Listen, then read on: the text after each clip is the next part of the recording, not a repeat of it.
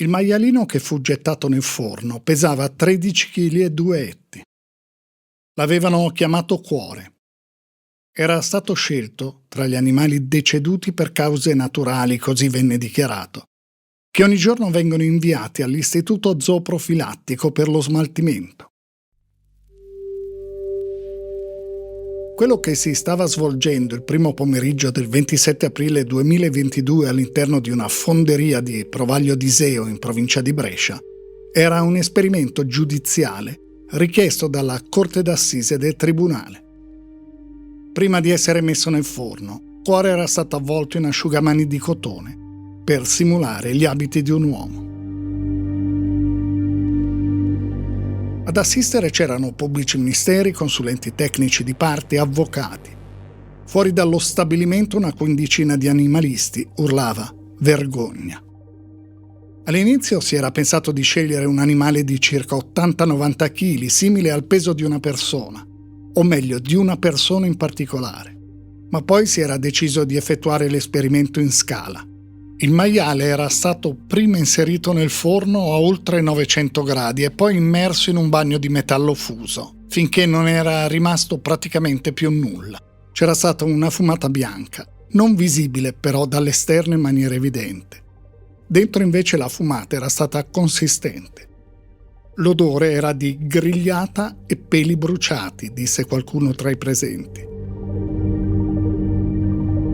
Dopo un'ora il forno era stato spento, poi c'era voluto tempo per il raffreddamento e infine si era proceduto alla cosiddetta scorificazione, cioè alla raccolta di eventuali resti e delle scorie. Tutto era stato messo in una carriola. C'erano alcuni piccoli pezzi di ossa del maialino mescolati con pezzi di metallo, talmente friabili da sbriciolarsi con la semplice pressione delle dita. Poi se ne erano andati tutti. Avvocati, magistrati, consulenti. Erano andati via anche gli animalisti. Esperimento giudiziale concluso.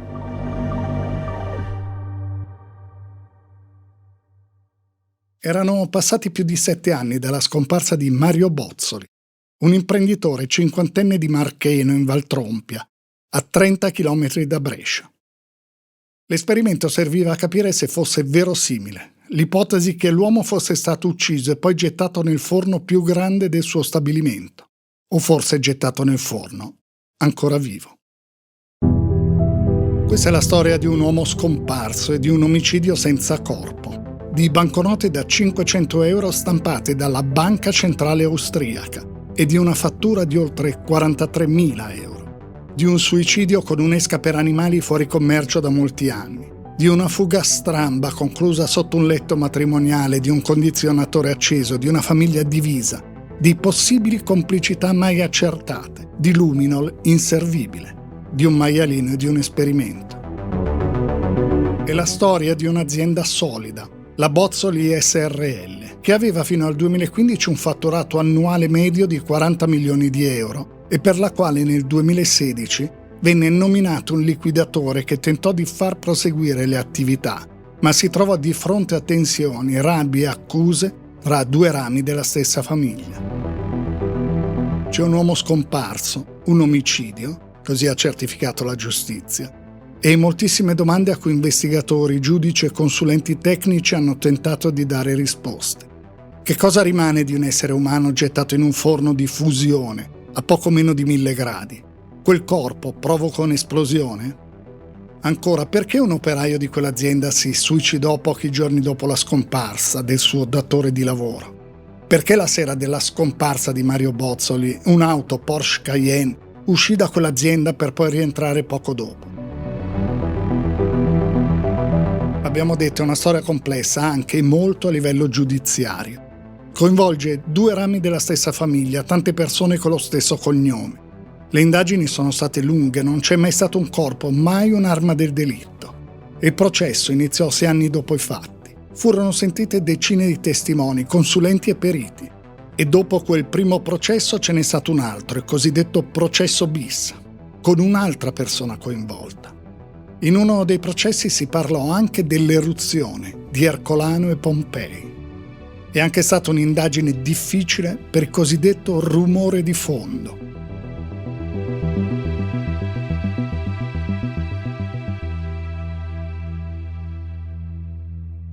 scrissero i giudici quando alla fine, dopo anni, si arrivò a una sentenza. Il clamore suscitato dalla notizia della scomparsa di Mario Bozzoli nella ristretta comunità di riferimento e nella cerchia dei conoscenti ha alimentato una certa tendenza al sensazionalismo e con essa il desiderio da parte di molti di ritagliarsi a vario titolo uno spazio di visibilità. In tal modo parte dello sforzo degli inquirenti è stato spesso dissipato nella raccolta di elementi infruttuosi che hanno dato vita a un crogiolo di materiale frammentario, in cui sono confluiti chiacchiericci, congetture, pourparlers, stupidaggini tra amici, cattivi ricordi, rancori, verità sussurrate a mezza voce, rigurgiti di coscienza a effetto ritardato, improbabili avvistamenti e abbagli acustici.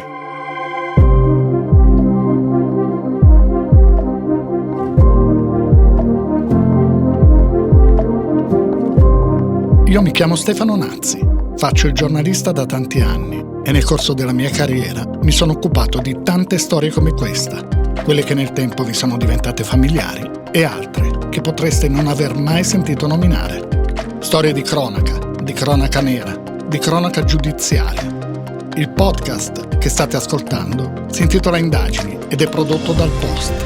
Vi racconterò ogni mese, una volta al mese, una di queste storie, tentando di mostrare non tanto il fatto di cronaca in sé, il delitto in sé, bensì tutto quello che è successo dopo, il modo in cui si è cercato di ricostruire la verità, le indagini giudiziarie e i processi, con le loro iniziative, le loro intuizioni e i loro errori, il modo in cui le indagini hanno influenzato la reazione dei media e della società e il modo in cui i media e la società hanno influenzato le indagini.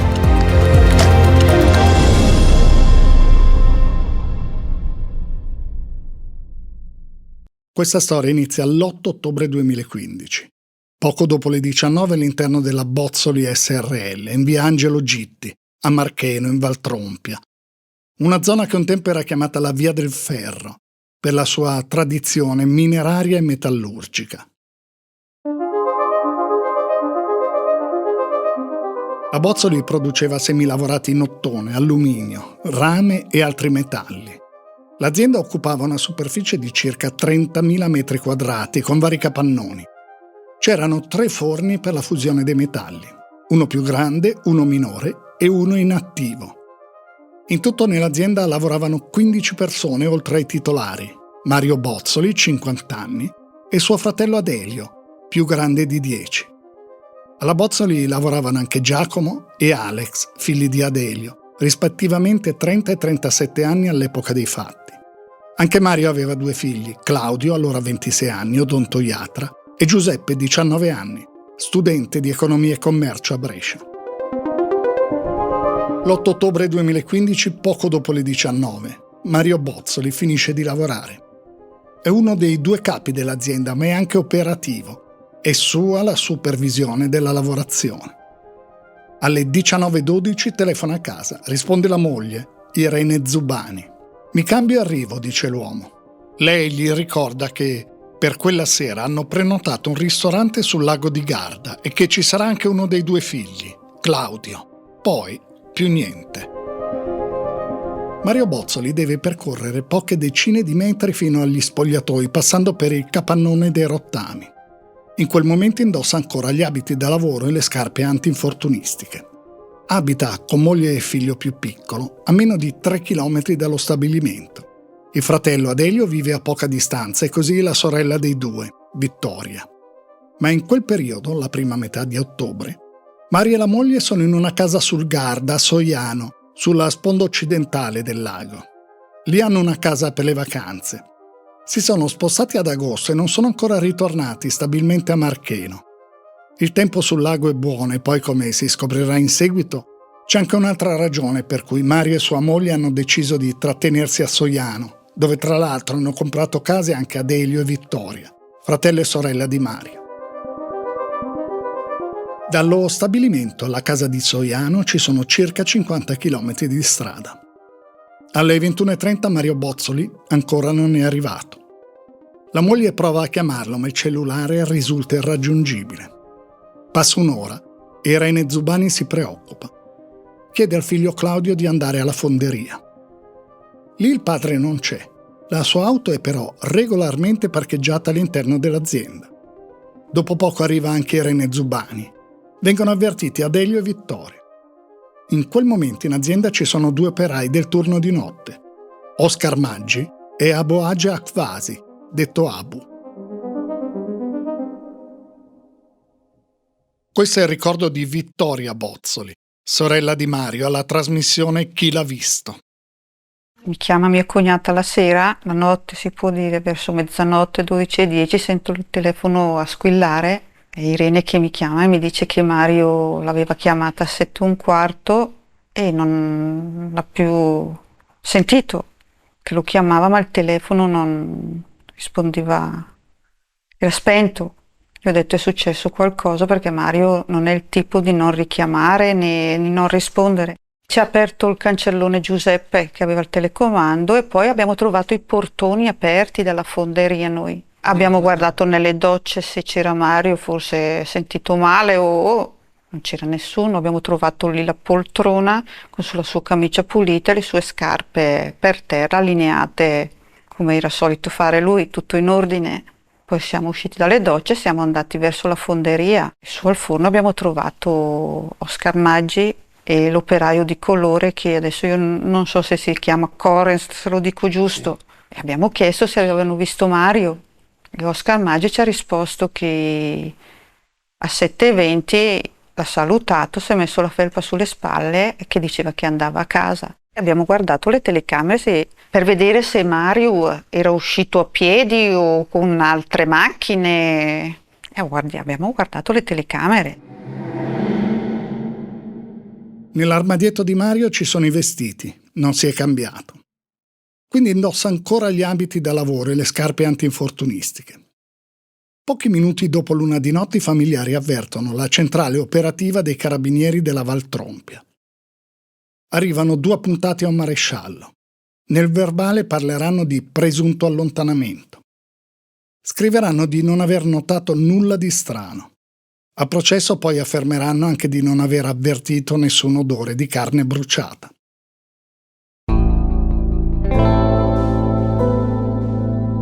Viene ispezionata la zona esterna all'azienda, in particolare il percorso che da un piccolo cancello porta al fiume Mella. Non ci sono segni di passaggio né tantomeno di trascinamento tra gli arbusti e l'erba abbastanza alta.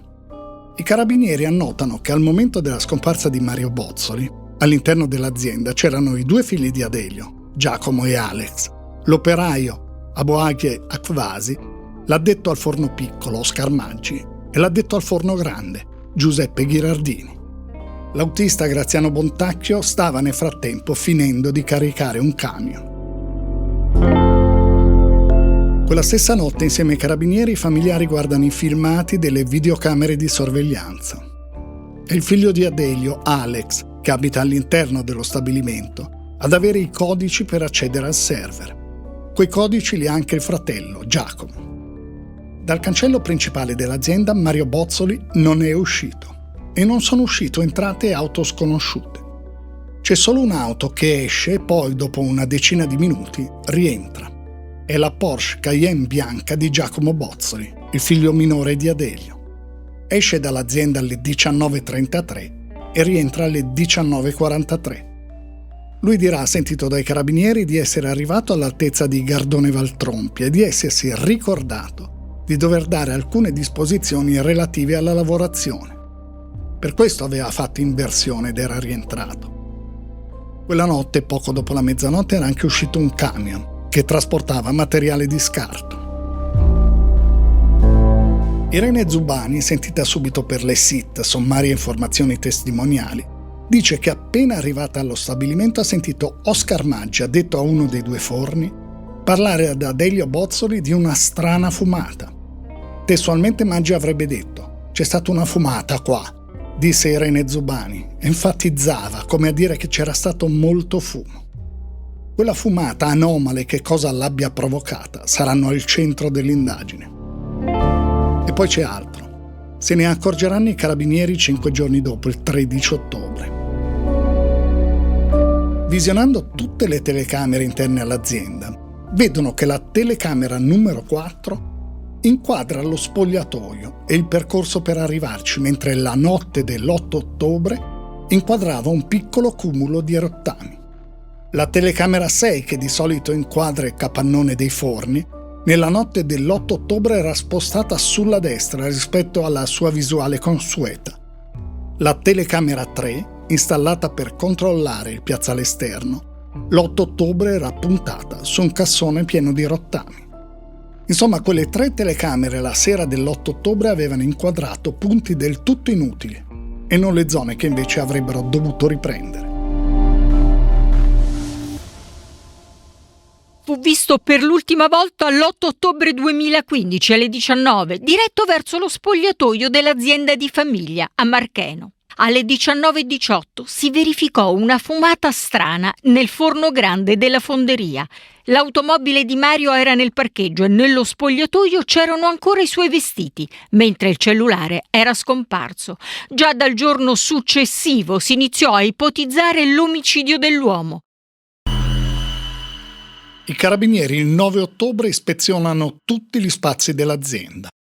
Vengono fatte ricerche nella zona circostante. Quella mattina 2 camion aziendali escono dal cancello principale.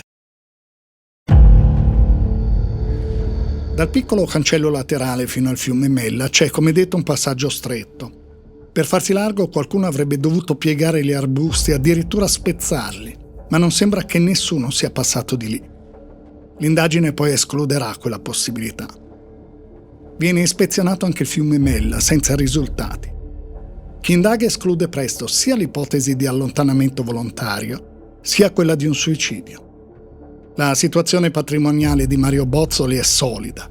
Ha una vita scandita dalla routine, non vengono evidenziate frequentazioni che possano in qualche modo destare interesse. Casa, lavoro, qualche coppia di amici vista insieme alla moglie, un ottimo rapporto con i figli che hanno scelto strade diverse da quella del lavoro in azienda. Mario Bozzoli non soffriva di depressione né di altre malattie. Tutti i testimoni hanno riferito che nei giorni prima della scomparsa, così venne scritto nel verbale, Mario Bozzoli era sembrato, come al solito, di buon umore, allegro, sereno, tranquillissimo. Il giorno dopo la scomparsa, il 9 ottobre, avrebbe dovuto incontrare un geometra per la scelta del materiale edile per la costruzione di uno studio dentistico che stava realizzando a Mazzano per il figlio Claudio, da poco laureato. Nei giorni successivi alla scomparsa, la Procura di Brescia apre un'indagine per sequestro di persona. Non è un'ipotesi che viene considerata probabile. Bozzoli è benestante, ma non certo ricchissimo. E poi non è arrivata nessuna richiesta di riscatto. Ma l'apertura dell'indagine consente all'autorità giudiziaria di effettuare sequestri e perquisizioni, alla ricerca di prove. Viene escluso che Mario Bozzoli si sia suicidato. Dove sarebbe il corpo in questo caso?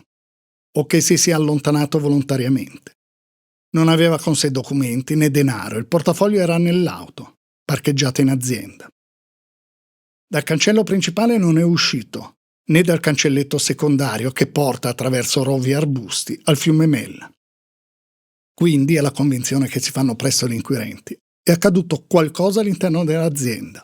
Nel raggio di poche decine di metri, quelli che la sera dell'8 ottobre non erano coperti dalle videocamere di sorveglianza. Il RIS dei Carabinieri, reparto investigazioni scientifiche, ispeziona tutti i locali ma non viene trovato nulla. Le attenzioni si concentrano sul capannone dove si trovano i forni. Il forno maggiore è rimasto acceso per una settimana dopo la scomparsa di Bozzoli. Verrà spento solo il 15 ottobre in seguito alla richiesta dei legali della famiglia di Mario Bozzoli. Lo spegnimento del forno fusorio è un procedimento delicato che è meglio evitare il più possibile per non causare stress termici che danneggerebbero i materiali refrattari. È comunque un dato di fatto che il forno sia rimasto acceso a lungo dopo la segnalazione della scomparsa. Per le ricerche vengono utilizzati anche 2 cani dell'unità cinofila.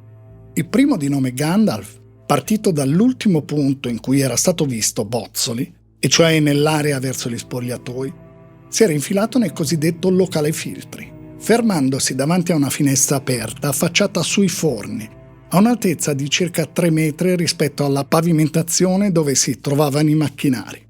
Un altro cane, Gringo, aveva puntato direttamente al capannone dei forni e lì si era fermato. All'interno del locale dei forni era anche stato utilizzato il luminol, alla ricerca di tracce di sangue, o più precisamente di tracce di ferro contenuto nell'emoglobina.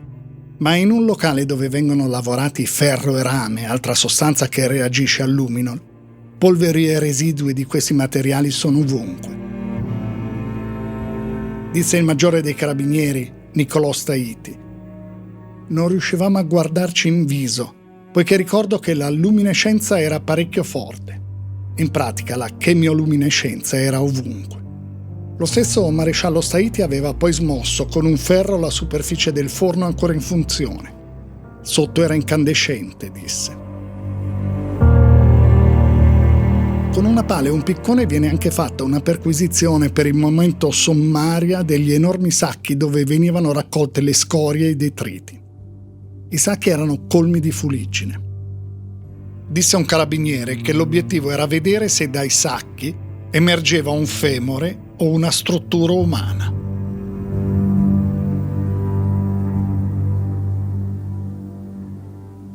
Nemmeno queste ricerche hanno esito, così come nulla viene trovato nelle auto e nei camion presenti quella sera nell'azienda dove viene anche utilizzato il lumino.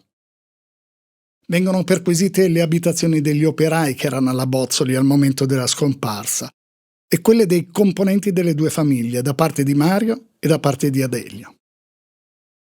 C'è una sola cosa realmente interessante che emerge durante sopralluoghi e perquisizioni. Una macchia di sangue all'altezza di una delle due tasche sulla parte davanti, sui pantaloni di Mario Bozzoli, quelli che avrebbe dovuto indossare per tornare a casa. Quel sangue, diranno le analisi, è di Mario Bozzoli. Già, ma quando risale quella macchia? La moglie dice che il marito non sarebbe mai andato in giro con i pantaloni sporchi in maniera evidente. E quindi quella macchia, secondo la donna, deve risalire al giorno 8.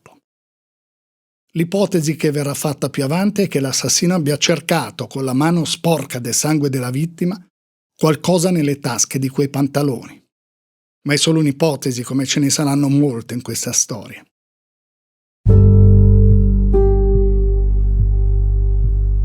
La perquisizione da parte del RIS dura giorni. Non si trova nulla di utile. C'è la convinzione che Mario Bozzoli sia scomparso all'interno dell'azienda. E c'è un modo per far sparire una persona all'interno di una fonderia: fondere il corpo. Ma è possibile senza lasciare nessuna traccia? E poi è possibile che nessuno abbia visto qualcosa di anomalo l'8 ottobre? Sono le domande che accompagneranno i molti anni di questa storia. Del forno grande dell'azienda si parlerà nel corso di tutte le indagini. Che sia stato utilizzato quel forno per far sparire il corpo sarà una delle prime ipotesi degli inquirenti. Poi quell'ipotesi verrà scartata, ma tornerà di nuovo, più avanti negli anni. E dalle site, le sommarie informazioni testimoniali, che emerge qualcosa. Soprattutto da quelle rilasciate da Irene Zubani, moglie di Mario Bozzoli, che subito dopo presenta poi denuncia di scomparsa. La donna dice che la mattina del 9 ottobre aveva sentito dire una frase strana da Giuseppe Ghirardini, uno degli operai presenti nell'azienda, al momento della scomparsa del marito. Si era messo a parlare con Vittoria, mia cognata, e aveva detto: «Guarda, li volevo bene. Anche se Mario mi avesse dato uno schiaffo, io non mi sarei arrabbiato». La stessa Vittoria Bozzoli poi racconterà di quel colloquio con parole però in parte diverse. Ghirardini avrebbe detto: «Io non ho fatto del male al Mario. Anche se lui mi dà uno schiaffo io non ho niente, dopo siamo amici come prima. Non mi è mai mancato neanche un tolino». In bresciano i tolini sono i soldi. Irene Zubani dice che già nella notte dell'8 ottobre aveva avuto quella che definisce una brutta sensazione. Era stato quando aveva visto il filmato dell'auto di Giacomo, il nipote, uscire e entrare dall'azienda nel giro di 10 minuti. È stato un pensiero fulmineo, una sensazione non razionale. Quando ho visto la macchina di Giacomo io ho avuto un tuffo al cuore. Mio marito non si trovava, Già la minaccia, già il fatto che litigassero. Il clima non era buono. L'ho pensato, sì. Non è che magari mio marito ha detto qualcosa. Giacomo ha reagito, c'è stata una lite. Dice Andrea Cittadini, giornalista di Teletutto, l'emittente del Giornale di Brescia. Nella prima giornata non era scartata l'ipotesi della fuga volontaria, dell'allontanamento volontario di Bozzoli. Quello che ha cambiato le carte in tavola praticamente nel giro di 24 ore era stata la denuncia di scomparsa che era stata presentata dalla moglie di Mario Bozzoli, che più che una denuncia di scomparsa era una denuncia di omicidio, perché raccontava di fatto di quello che succedeva in azienda, delle tensioni che c'erano, e addirittura una frase, ricordo, che letta poi con il senno di poi fa un certo effetto, perché lei fece mettere a verbale mio marito a volte torna a casa e dice un giorno non riuscirò più ad entrare in azienda, nel senso che temeva che potessero cambiare le chiavi o comunque le password per entrare in azienda, e invece lui da quell'azienda non è più uscito. Quando Irene Zubani parla di una minaccia, si riferisce a una lite tra il marito e il nipote Giacomo. Quest'ultimo aveva detto che avrebbe fatto male al figlio di Mario, Claudio. I contrasti erano iniziati, secondo Irene Zubani, nel 2007 in concomitanza con l'ingresso alla Bozzoli di Giacomo, il secondogenito di Adelio. Fino ad allora Mario si occupava della produzione, mentre Adelio della parte amministrativa e commerciale, un ruolo in cui era stato poi affiancato dal figlio Alex. Giacomo iniziò a occuparsi prevalentemente dei rapporti con i fornitori, anche all'estero. Negli anni le discussioni tra Mario e Giacomo si erano sempre più intensificate. Il motivo era, secondo Irene Zubani, che Giacomo tendeva ad abbassare la qualità dei prodotti per incassare di più, mentre Mario teneva molto al nome e alla reputazione dell'azienda. Un testimone, Domenico Pini, capo officina di una fonderia di Lumezzane, racconterà ai carabinieri che un giorno Giacomo Bozzoli gli aveva offerto una banconota da 50 euro come anticipo perché, testuale, chiudesse un occhio quando loro avrebbero consegnato ottone di scarsa qualità. Tra Mario e Giacomo Bozzoli c'erano state diverse liti. Poi i due avevano iniziato a non parlarsi più e i litigi erano proseguiti per interposta persona, cioè tra Mario e fratello Adelio. Un giorno Mario era tornato a casa con un labbro gonfio e aveva detto alla moglie: «Ho litigato con Adelio». La situazione era peggiorata da quando Adelio e i figli avevano avviato un'attività a Bedizzole, una fonderia, la IFIB SRL. Era chiaro che quell'azienda sarebbe entrata in concorrenza con la Bozzoli. Claudio, figlio dell'uomo scomparso, ai carabinieri dice anche che il padre si era accorto di distrazioni di denaro e sparizioni di materiale.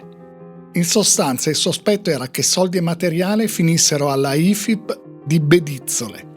Mario Bozzoli aveva detto, uno di questi giorni, faccio una denuncia. Sia Claudio che Giuseppe dicono ai carabinieri che il padre non andava più volentieri in azienda. Il motivo principale per cui quell'anno, anche dopo settembre, era rimasto nella casa sul lago, a Soiano, era proprio per stare lontano da fratello Adelio, che viveva accanto alla sua abitazione.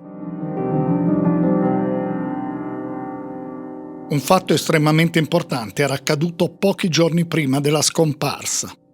Mario Bozzoli aveva scoperto che il fratello Adelio aveva denunciato all'assicurazione lo scoppio di un forno all'interno dell'azienda. Scoppio in realtà mai avvenuto. E per quello scoppio erano stati commissionati dei lavori di ripristino a una ditta, la Tecnoelettrica Lombardi. Solo che quei lavori erano stati effettuati nell'azienda di Adelio e dei suoi figli, a Bedizzole, e non in quella di Marcheno. Mario Bozzoli aveva chiesto alla moglie, anche lei impiegata part-time in azienda, di fare una verifica e lei aveva trovato il documento relativo a quei lavori. Quel documento era stato poi rinvenuto nell'auto di Mario Bozzoli dopo la sua scomparsa. Si tratta della fattura 1364 del 31 agosto 2015 di 43.933,86 euro, con causale ripristino al seguito di danno allo scoppio forno di fusione Fomet.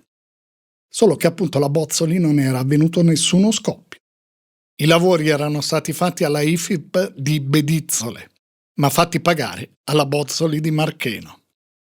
Questa è la moglie di Mario Bozzoli, Irene Zubani, intervistata durante il programma La vita in diretta.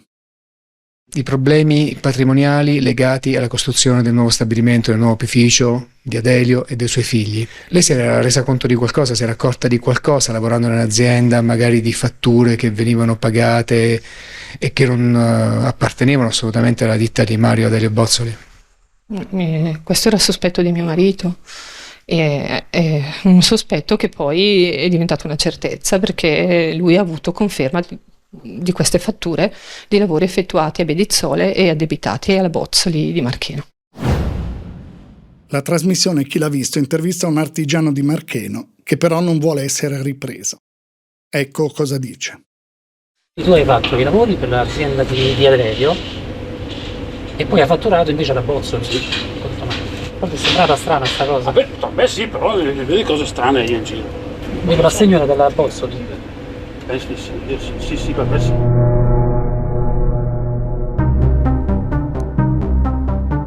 Anche i dipendenti interrogati rispondono sul clima in azienda. Qualcuno parla di freddezza tra i due nuclei familiari. Tian Baye Ndiaye dice che nessuno sapeva bene cosa fare perché c'era il rischio di scontentare uno dei due proprietari. Leonello Razza descrive una lite furiosa tra Mario e Adelio a causa dei comportamenti di Giacomo. L'operaio Bogdan Ungureanu dice testualmente: i parenti rubavano e dopo vendevano quello che rubavano. Mandavano la merce, ma la merce non era quella buona. Loro rubavano tanto di tutto quello che c'era lì. Fiorella e Michela Galbiati, di un'azienda della zona attiva nel settore dei metalli, racconteranno ai carabinieri, ma solo nel 2018, cioè 2 anni dopo i fatti, che durante una cena nel 2013 Giacomo Bozzoli aveva parlato dello zio con insofferenza e aveva detto di voler separare i destini aziendali delle due famiglie. Michela Galbiati dirà testualmente ai carabinieri, così come messo a verbale: Bozzoli Giacomo proseguiva nell'illustrarci la sua azienda e le future attività che aveva intenzione di avviare, specificando che anche l'eventuale commercializzazione di profilati di alluminio di cui si era parlato sommariamente avrebbe riguardato solo la nuova azienda e non la Bozzoli SRL, perché alla Bozzoli vi era un suo zio che lui in quel frangente definiva ottuso e con la mentalità da operaio, precisando che questo suo zio lo ostacolava in tutte le sue proposte. Ricordo anche che Bozzoli Giacomo ci ha detto testualmente che solo a guardare questo suo zio gli veniva da vomitare e che comunque la situazione non sarebbe perdurata in quanto sapeva già come eliminare il problema.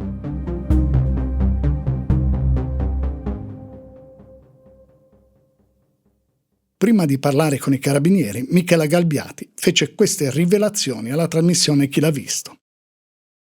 La testimonianza delle due donne poi si arricchirà nel corso dei vari interrogatori, tanto che i giudici del processo anni dopo diranno che nessuna valenza probatoria potrà pertanto essere attribuita rispetto al supposto animus necandi di Giacomo alle testimonianze delle sorelle Galbiati, la cui attendibilità sul punto pare irrimediabilmente compromessa dal risentimento nutrito verso l'imputato, nonché da un vacuo desiderio di visibilità. I giudici parleranno di eccessi narrativi e di verità frazionata. Dice Andrea Cittadini. Va tenuto conto che il processo è iniziato diversi anni dopo rispetto alla vicenda, quindi lì secondo me non c'è stato più possibilità di dividere tra fatti realmente saputi e fatti invece conosciuti tramite giornali, tramite televisioni, tramite trasmissioni. È diventato tutto un grande film e lì nessuno è più riuscito a capire quanto i testimoni sapessero realmente e quanto invece avessero appreso da altre fonti, oltre al fatto che poi ad un certo punto, ovviamente parliamo di Marcheno che è un piccolo paese dove tutti si conoscono, c'era anche probabilmente questa necessità, non dico di coprirsi l'un con l'altro, ma quantomeno di non scoprirsi troppo. Quando gli viene chiesto dei contrasti con lo zio, Giacomo Bozzoli dice che sì, in effetti dei contrasti c'erano stati, ma assolutamente normali. I carabinieri gli fanno notare che sulla rubrica del suo cellulare il numero dello zio non è associato al nome, ma alla parola merda. Lui risponde dicendo che quella era stata solo una bambinata. Il fratello Alex dice che i rapporti tra Giacomo e Mario erano buoni, di rispetto, mentre il padre Adelio dice che di cattiveria in azienda non ce n'erano mai state. Anche la compagna di Giacomo, Antonella Colossi, nega qualsiasi risentimento del marito nei confronti dello zio. Dice assolutamente no, anzi, ha sempre ringraziato sia suo padre che lo zio per la ditta. Non ha mai detto nulla di negativo. Quando chiedono a Giacomo secondo lui cosa può essere successo, lui risponde: ma magari è andato via con un amante. C'è però altro che è emerso dal cellulare di Giacomo Bozzoli, sequestrato dai carabinieri. Lo spiegò il maresciallo Renato Trabucco. Possiamo dire che tutto quello che c'è stato tra l'8 ottobre a ritroso fino al 30 maggio è stato tutto cancellato. Svuotato completamente. Tutti i messaggi, le chat e gli sms di quel cellulare sono stati cancellati subito dopo la scomparsa di Mario Bozzoli. Giacomo Bozzoli, sentito dai carabinieri, ha anche detto che i rapporti tra suo zio Mario e gli operai non erano affatto buoni. Soprattutto i rapporti erano tesi con Giuseppe Ghirardini, uno degli operai che erano presenti la sera della scomparsa di Mario Bozzoli. Giacomo dice che lo zio Mario umiliava Ghirardini davanti a tutti dicendo, e sono parole testuali di Giacomo, che era un lazzarone, un cornuto, un incapace, che gli era scappata la moglie. Secondo Giacomo Bozzoli, suo zio Mario litigava anche con un altro operaio, Tian Bayet. Quello che emerge è comunque un clima all'interno dell'azienda tutt'altro che sereno. Ma i racconti dei due rami della famiglia sono opposti. Descrivono situazioni molto diverse. Il 14 ottobre, 6 giorni dopo la scomparsa di Mario Bozzoli, i carabinieri vanno a casa di Giuseppe Ghirardini. È già stato sentito, ma gli inquirenti vogliono ascoltarlo di nuovo. Ghirardini non c'è, è uscito, ha detto alle sorelle che alcuni amici lo aspettano per una battuta di caccia. I carabinieri lasciano la convocazione. Ghirardini però il giorno dopo non si presenta. La sera del 15 ottobre le sorelle denunciano la scomparsa. Le ricerche iniziano la mattina dopo, il 16 ottobre. È la seconda persona della fonderia Bozzoli scomparsa nel giro di 6 giorni. In realtà il 14 ottobre era davvero prevista una battuta di caccia, poi annullata per il maltempo. Dai tabulati del cellulare risulta che il telefono di Ghirardini ha agganciato per l'ultima volta una cella telefonica a Borno, in Val Camonica, alle 14 del 14 ottobre. Le ricerche si concentrano presso il passo Croce Domini, che collega Valsabbia, Valtrompia e Val Camonica. Sono impegnate 100 persone. La sera del 16 ottobre viene trovata l'auto di Ghirardini, una Suzuki Vitara marrone. È in una località che si chiama Tonalino, nei pressi del passo del Tonale. 2 giorni dopo viene trovato il corpo dell'uomo a 4 chilometri da dove era l'auto. 2 indagini parallele per cercare di risolvere il giallo di Mario Bozzoli, l'imprenditore scomparso nel nulla giovedì 8 ottobre a Marcheno in Valtrompia nel Bresciano. Per gli inquirenti, al momento, dagli elementi raccolti dopo giorni di indagini, c'è solo una mezza verità, ovvero Bozzoli non sarebbe mai uscito dalla fabbrica, ha detto ieri il procuratore di Brescia Tommaso Buonanno. Le risposte alle tante domande degli investigatori, probabilmente, sono all'interno dell'azienda di famiglia, in quel capannone dove c'è il forno e ancora. Nello spogliatoio carabinieri quella sera, al loro arrivo trovarono gli abiti, le chiavi dell'auto e di casa, ma non il telefonino che l'uomo portava sempre nella tasca della tuta. Ieri in fabbrica sono tornati gli uomini del RIS alla ricerca di tracce biologiche. Poi ci sono i 2 fascicoli aperti dalla procura, il primo è sulla scomparsa dell'imprenditore con l'ipotesi di sequestro di persona, l'altro invece riguarda la morte di Giuseppe Ghirardini, l'operaio della Bozzoli SRL addetto ai forni, scomparso mercoledì scorso, nel giorno in cui i carabinieri dovevano sentirlo, e trovato morto domenica nei pressi di Ponte di Legno, a oltre 100 km da casa. L'ipotesi di reato è quella di istigazione al suicidio, dai primi rilevamenti la sua non sembra essere stata una morte violenta, ma bisognerà aspettare i risultati dell'autopsia, attesi per oggi. Per quelli tossicologici invece ci vorrà ancora qualche giorno. Ghirardini era uno dei 3 operai presenti in fabbrica la sera in cui l'imprenditore scomparve, fu l'ultimo a vederlo. Da una parte le ricerche, dall'altra si scava a fondo tra le abitudini e la vita familiare di Mario Bozzoli, sul clima non idilliaco con il fratello, per via di quei presunti contrasti sulla gestione e la conduzione dell'azienda. Anche il legale della famiglia, Patrizia Scalvi, ritiene che quel forno possa svelare verità importanti. Giuseppe Ghirardini viene trovato accasciato, abbracciato a un albero. Indossa una giacca impermeabile e leggera. Non ci sono segni di violenza, solo piccolissimi tagli sulle falangi. Accanto all'uomo ci sono una bottiglia vuota di Gatorade, mozziconi di sigaretta e cartine di caramella. Durante un secondo sopralluogo, a pochissima distanza da dove è stato trovato il corpo, vengono rinvenuti alcuni piccoli frammenti di vetro. Nello stomaco di Ghirardini, durante l'autopsia, il medico legale trova quello che definisce nella relazione un fuso di 3 centimetri di lunghezza e 1 centimetro di larghezza nella parte più ampia. È un'esca per animali di cui è proibita la commercializzazione da anni. Quel fuso contiene acido cianidrico, e cioè cianuro. Il fuso è integro, non si è rotto. Ghirardini l'ha ingerito ma senza che quella capsula ne provocasse la morte. Eppure l'uomo, così stabilisce la perizia, è morto proprio per avvelenamento da cianuro. Questo spiegherebbe le ferite sulle falangi, la presenza di piccoli frammenti di vetro accanto al corpo e di residui di cianuro nella bottiglia di Gatorade. Ghirardini aveva quindi, secondo la ricostruzione che poi faranno gli inquirenti, 2 esche con veleno. Ha ingoiato la prima, che però non si è rotta e non ha fatto effetto. Avrebbe così deciso di rompere la seconda, inserire il veleno nella bottiglia e ingerirlo. Il cianuro inizia a fare effetto dopo pochi secondi.